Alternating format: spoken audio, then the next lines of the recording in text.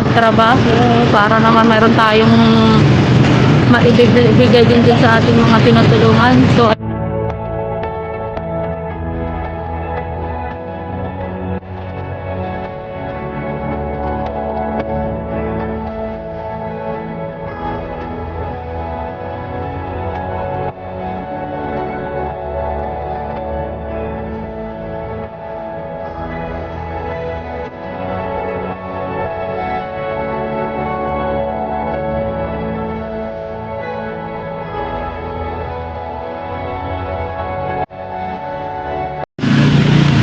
So ayan mga kalingap, tapos na po tayo dun sa bahay nila. Galing na po tayo dun sa bahay nila Ate Lilet. So papunta naman po tayo dun sa bahay nila Jesus. So isa-isa pong warriors mommy din po natin na recommend po sa atin ni Tita Jenny. So ayan. So sasamahan po tayo ni Ate Lilet dun sa bahay kasi hindi namin alam. Ayan guys, akyat tayo dito sa bahay nila Ate Jane. Ito pala bahay nila, nasa tuktok no. Kumusta po Ate Jane? Ayos. Medyo nakakahingal po pala dito, makyat na. Saka ang init po. Ano po yan? Nangungupahan po kayo dito? Saan po yung warriors na, yung ano mo? Baby mo? Wala Eto? po yung iba kong anak kansun sa Pasig. Eto, ano ni kuya? Ilan taon na siya? 3. 3 years old ka na kuya? Ha? Chichi ko. 3 years old ka na? Nag-aaral ka na? Bakit tumatango? Hindi pa po. Hindi ka pa nag-aaral? Hiningaw din ako pag ako. Oo nga eh. Ayaw ko yung mga gandong akyatin eh na. Nauubos yung bilbil ko eh. Ito guys, yung kanilang paligid. Nandun to pala sila itinuktok dito sa ano. Sa rooftop. Wala nga lang kami lababo. Walang... Paano po yan? Nangungupahan po kayo dito? Opo. Magkano upa nyo sa ganito po? Ano po, kasama niyo po yung kuryente at saka tubig. Tuto. Tuto. Pero okay na, nakaka-ano naman. Okay. Ano pong trabaho ni Mister? Construction po. Sa construction siya. Pareho kayo ni na Ate Lilet, no? Nasa construction ng trabaho ng asawa. Pero yung asawa ko kasi, mula nung mag-lockdown, nawala na ng permanent. Kasi dati dyan siya sa may, yung sa Rosario.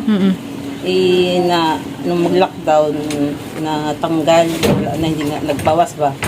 Kaya dito na lang siya sa loob kung may mga nagkuha-kuha dito.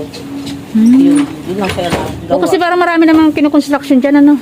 Oo, yun. Minsan kinukuha siya. Pag may kailangan. Ilan pong anak mo, ate? 5. 5 din, pareho kay Ate Lilet. 5 din yung anak niya. 5 kami. Ako naman kasi yung panganay ko, 22 na. Malaki na. Po, tapos 19 yung sumunod. Tapos yung grade 4 ko, 10 years old. Tapos ito. Ang laki ng mga agad. Opo. Layo, no? Yung Kasi itong dalawa, medyo nagkasunod. Yung 10 years old ko, yung mag-stop mo ng trabaho, bigla ako nagbuntis dyan. Kaya nga eh. Ano po ang naging sakit ni itong anak mo? May siya, skin disease. Parang magaling na. Hindi naman po, pag siya talaga, kumakapal po yung kaliskis niya. Ang kalbi. Yan, minsan. Yung ganyan. Ano sabi ng doktor ang ano niya? Ano po, kailangan po siya sa mismong sa skin Kasi pag dyan lang, Sa dermatologist pa ba, derma? pag dyan lang kasi ako kay Sarmac, sabi sa tubig, painom laging tubig, mga prutas daw, kaya para po baka daw kulang lang sa ang tawag ng vitamin, ganyan. Pero wala naman siya in other na ano. Yan po lang yun? ang sa skin niya. Yung pag-time na talagang lalagnatin siya, kailangan dalhin siya sa kasi manginginig na siya yung kukumbus. Kasi baka hanggang sa loob. Kukumbus. O dapat po talaga check mo yan. Baka ipati yung loob kasi may tumutubo. Yun na nga. Kaya, Ayan po, yung mga ganyan. Hindi ko nawawala yan. Lagi po may mga tumutubo yan. Mga ganyan sa likod. kailan pa po nagsimula yung ganyang allergy? Ito talaga, simula talaga siya nung pinanganak ko. Nung baby pa siya? Hindi po ba umuubra dyan yung petroleum? Hindi po. O kaya mayroon kaming yung... Chalice, BL. Hindi po, mayroon po ano ba tawag dun? Metamedazole, ano ba yun? Ang inano sa kanya noong una, yung nagsitapil, tapos pero nung baby pa siya, lactacid talaga siya. Lactacid yan. Pero ganun pa. Cetaphil, hindi ba umubra? Yung sitapil, pero mahal po. Oo nga, ganun nga ang ginagamit na siya. Hindi, mayroon akong cream na ano. Pili, pag may pero pag naubos Pero pag gumagamit siya ng Cetaphil, hindi nawawala. ganun pa rin po, kung yung numinipis. Naminipis siya. Opo, pero pagdating na ng, lalo pag taglamig, kakapal siya. Kakapal siya pag taglamig. Kaya ang ginagawa ko, lagi ko siyang suotan ng ng mahaba ba. Kasi pag yung pansinin siya sa labas. Sabihin, ano yan? Ba't ganyan ang paa niya? Kaya minsan nahihiya ako. Sabi ko, ganyan talaga eh. Pansinin siya pag yung makapal na. Kasi Bali, dalawa lang po yung alaga mo dito. Opo, andun yung isa kasi hindi ko maturuan sa pagmumudjol. Kinuha nung isang araw. Andun siya na ba kasi may internet. Doon muna siya. So, yun, pwede ba natin ikutin yan saglit? Opo, ma'am. So, ayan guys, pasukin lang po natin yung sala nila. Huwag lang pong sasandal kay mga marupok. Ayan, delikado nga yan sa bata. Ayan guys, tinan mo dingding kasi nila. Tapos yung baba niyan, nasa second floor kayo, di ba? Opo. Nasa second floor sila. Tapos yung plywood lang yata na to, Ano lang po yun. Pero ano po sabi ng may-ari dyan? Bakit hindi Kasi nung unang daga, nakiusap lang kami kasi wala nga kami pang rinig ka. Nakiusap kami na kung pwede kasi delikado yung baby dun, butas pala yun, Opo. Yung guys, sa likod ng kortina. Pwede tirahan namin. Sabi niya, sige hanggat hindi pa pinapagawa. Kasi sabi daw, by November or pag nagpadala daw yung anak, kapagawa daw. Sabi ko, sige, mali mo bantang sabi ko ipon-ipon na kami. Kaya ang ginagawa ko ng paraan katulad nito. Kasi lagi siyang nasasadsan. Kasi baka isa rin po yan nagiging cause nung pangati ng baby, ang alikabok ng semento. Pag umuulan nga lang, grabe ang baho. Tumatagos po yung tubig Opo, yan, hanggang Bumabaybay po yan dyan, sa may gilid. Tapos dito po, pasak sa po. Wala dyan. Kasi sabi ko nga kay Tita Jen, mag-request ako ng tapal. Hindi naman po kasi obra trapal dito, malakas hangin. Pag Pupunitin po yun ang hangin, Tingnan mo, guys, nasa second floor. pag ma'am, yung hindi sa akin naman kasi yung mainit pa lang ngayon. Kaya panlilim. Summer na kasi plastic lagi yung sira ko. Sabi ko nga, Ito guys, tingnan ko laging sira na din.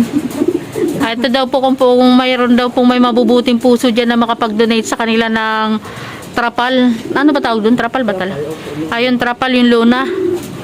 Yan guys, kasi plastic lang po yung nilalagay nila. Plastic, umuto sila. Yan. Naubos na ko. So medyo delikado pa po yung dingding nila dun sa loob kasi kortina lang yata nilagay ni ate doon. Kaya may baby pa, hindi rin pwedeng pakawalan dun yung baby, baka ma-shoot sa labas.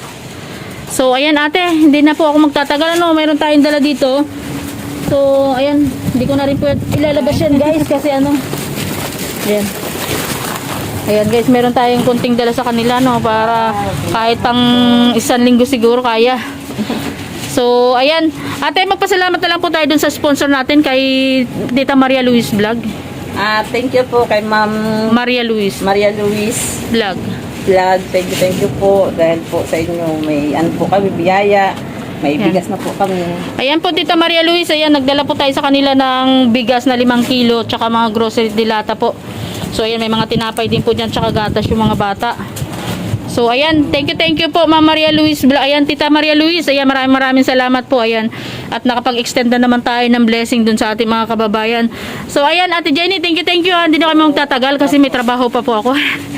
So naman po sa Maria Luis. Opo, ibababa ko na lang po yung bahay ni Tita Maria Luis dun sa GC.